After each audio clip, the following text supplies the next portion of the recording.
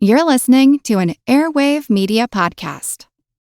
In the 1400s, influencers couldn't simply scout a location, arrange the perfect lighting, and pull out their camera phone to snap dozens of pictures testing different angles to find the perfect shot demonstrating how much better their curated life is than the lived experience of the rest of us plebeians. No, back then, if someone wanted a picture to go along with their smug sense of superiority, they needed to hire a painter. And in 1434, Jan van Eyck, or Jan van Eyck, Van Eyck, painted one of the greatest testaments to the enduring power of carefully constructing a casually posed portrait. I feel like who art Ed? We'll try to spice it. Who art it? Mr. Wood art Ed me. Good. Either way, it's ambiguous. It works on so many levels. I know. That's off to a great start. Welcome to Who Arted, where we explore visual arts in an audio medium. Today, I'm going to talk about the Arnolfini portrait. Some argue it is the first genre painting, a scene of everyday life, but it is far from everyday. The scene is captured in absolutely stunning detail. The portrait of the couple features details that signify their wealth and status, from their fine clothing to the large brass chandelier over their heads, which would have been very expensive in that time. Little things viewers today might take as commonplace, like the oranges. Those were also displays of wealth, as they were hard to come by and consequently very expensive. Arnolfini was a wealthy merchant. I have read somewhere that some people say he might have been dealing with oranges. I've also mostly read that he was trading fabrics. Either way, dude had some money, and as we look at the details, a lot of this work seems to be flaunting that wealth. Now, to capture all those details, Van Eyck must have been working with a magnifying glass and like a single bristled brush. He captured the most minute details, including highlights on every individual amber bead hanging next to the mirror. The mirror in the background is also a detail that at first glance might appear totally normal, but on closer examination and considering the time in which it was created, that mirror is a demonstration of remarkable technical ability, capturing really complex composition. The mirror is circular with a convex lens. It bends outward, creating a sort of fisheye effect. Van Eyck not only captured his subjects in front of him, he also captured their reflection of the rest of the room and their backs in the mirror, and he also captured the distortions on the curved surface. The man in the portrait, Giovanni di Niccolao di Arnolfini, has one hand up as though he's waving to the viewer or someone entering the room from where the viewer would be standing.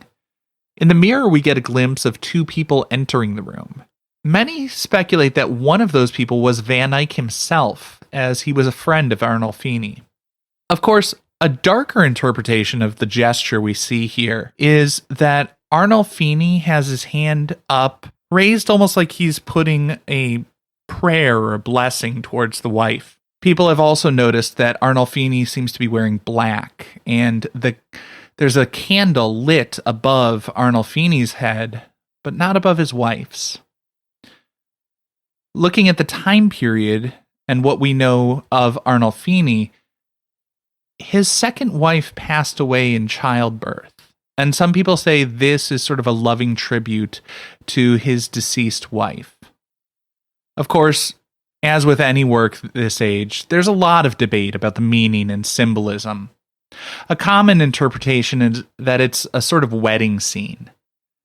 The man is taking the hand of his wife. She's in the interior space near the bed, reinforcing the gender roles of the time, with the woman's place being taking care of the home, while he stands by the open window, symbolizing his role in the outside world. Also, just as a side note, one little thing that we can tell from looking out the window, we see the cherry trees in bloom, which tells us that this portrait was painted in springtime. The mirror in the background is said to represent the eye of God witnessing their union, and the frame of the circular mirror has a dozen small scenes of the Passion of Christ. The small dog could be seen as a symbol of fidelity, or some say it's simply another signifier of wealth, as many wealthy women were given lapdogs for companions.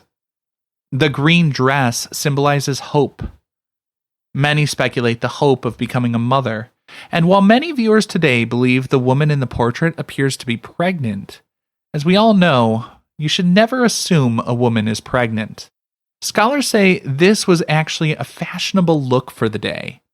Clothing was very expensive. Their clothing was particularly expensive, with fur lining and stuff like that.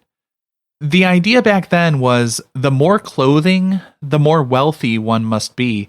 So no matter how ridiculous the silhouette may appear to contemporary audiences, in the 15th century, those strange bulges of fabric showed that this was a person who could afford to dress themselves.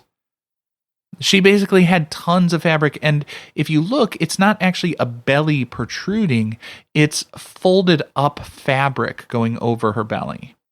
It was conspicuous consumption, proving yet again that for as long as we have had a means to record what people looked like, those people have worked to dress themselves up and surround themselves with the markers of their high status. While some see modern mass media as producing a more vain and shallow culture, I would argue Van Eyck shows us people have always been feeding their egos and flaunting their privilege with material goods. At least now, most people know better than to use animal fur to do it. This concludes this week's episode of Who Arted, part of the Airwave Media Podcast Network. If you found this tolerable, please leave a rating or review on your favorite podcast app. You can find images of the work being discussed this week and every week on social media at Who Arted Podcast on Twitter, Instagram, and TikTok, and of course on the website whoartedpodcast.com. Podcast done.